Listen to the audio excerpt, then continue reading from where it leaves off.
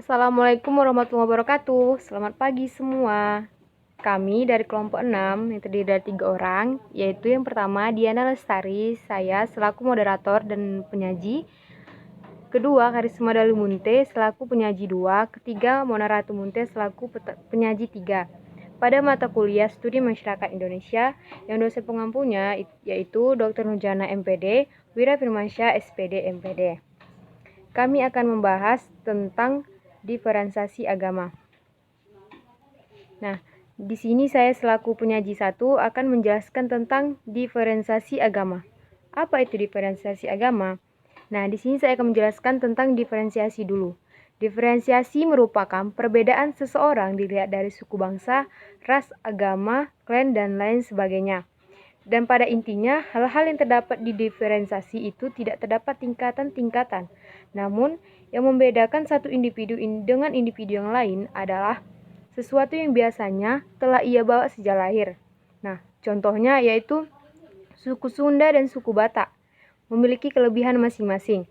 Jadi, seseorang tidak bisa menganggap suku bangsanya lebih baik, karena itu akan menimbulkan etnosentrisme dalam masyarakat tersebut. Yang kedua yaitu tentang agama. Kami mengambil salah satu para ahli yaitu Emil Durkheim pada 1976. Agama adalah salah satu sistem kepercayaan beserta praktiknya berkenaan dengan hal-hal yang sakral yang menyatukan pengikutnya dalam suatu komunitas moral. Di sini, agama adalah suatu kepercayaan yang dianut oleh suatu masyarakat dan bersifat suatu keyakinan yang kuat. Contohnya, di negara Indonesia, banyak terdapat masyarakatnya yang memiliki perbedaan agama atau keyakinan, tapi hal itu tak membuat sesuatu pertentangan yang mendasar untuk terjadinya suatu konflik kecemburuan sosial. Nah, di sini dapat kami simpulkan bahwa diferensiasi agama merupakan pengelompokan masyarakat berdasarkan agama atau kepercayaannya. Lanjut tentang agama dan masyarakat. Di sini, masyarakat adalah suatu sistem sosial yang menghasilkan kebudayaan, yaitu Sarjana Sukanto 1983. Dalam perspektif sosiologis, agama dipandang sebagai sistem kepercayaan yang diwujudkan dalam perilaku sosial tertentu. Nah, pada bagian ini dapat disimpulkan bahwa nilai-nilai agama sudah ada dalam diri manusia dan nilai-nilai tersebut sangat mempengaruhi nilai hidup manusia. Sehingga ia memiliki kesadaran bahwa di luar dirinya ada sesuatu yang lebih tinggi dan lebih suci, yaitu agama. Nah, lanjut akan dijelaskan oleh Harisma Deluminte. Dipersilahkan. Assalamualaikum warahmatullahi wabarakatuh. Saya Kairisma Dalimunte. Di sini saya akan menjelaskan mengenai diferensiasi agama dan negara dalam negara berpancasila.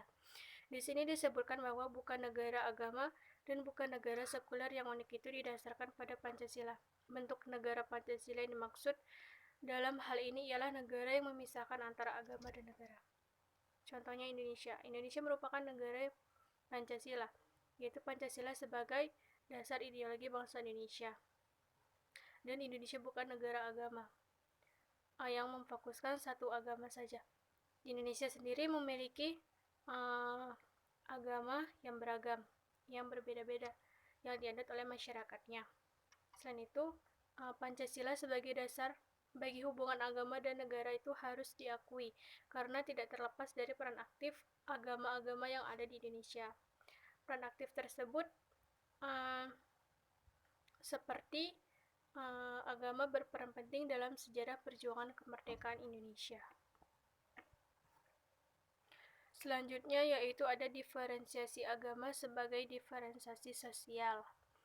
Sebelumnya saya akan menjelaskan mengenai apa itu diferensiasi sosial secara umum. Diferensiasi sosial dapat diartikan sebagai pembedaan penduduk dalam struktur sosial secara horizontal, yaitu tidak menunjukkan adanya tingkatan lebih tinggi ataupun lebih rendah. Perbedaan-perbedaan itu dapat dilihat dari perbedaan agama, ras, etnis, klan, pekerjaan, budaya, maupun jenis kelamin. Doktrin agama memiliki horizon yang luas. Doktrin itu menjadi sumber nilai bagi pembentukan kepribadian, ideologi bagi gerakan sosial dan perekat hubungan sosial. Maksudnya di sini Doktrin tentang agama itu memiliki pandangan yang luas, yang dapat dijadikan sebagai nilai bagi pembentukan kepribadian seseorang.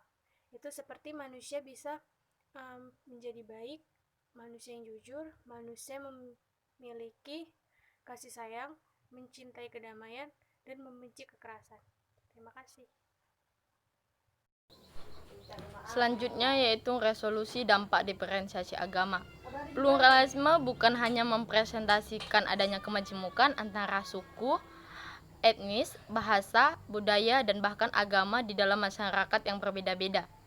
Akan tetapi pluralisme juga memberikan penegasan bahwa dengan segala keperbedaannya itu mereka adalah sama di dalam ruang publik atau di mata hukum sendiri.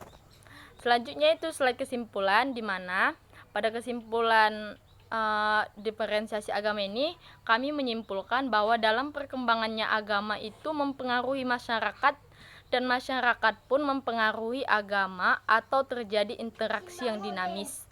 Jadi bagi suatu negara di mana masyarakat memiliki keberagaman sosial yang majemuk seperti agama, kelemahannya adalah rentan terjadinya suatu konflik antara kelompok yang saling bersangkutan oleh unsur-unsur sosial tersebut. Demikianlah hasil dari presentasi kami. Jika ada kesalahan kami mohon maaf. Terima kasih. Assalamualaikum.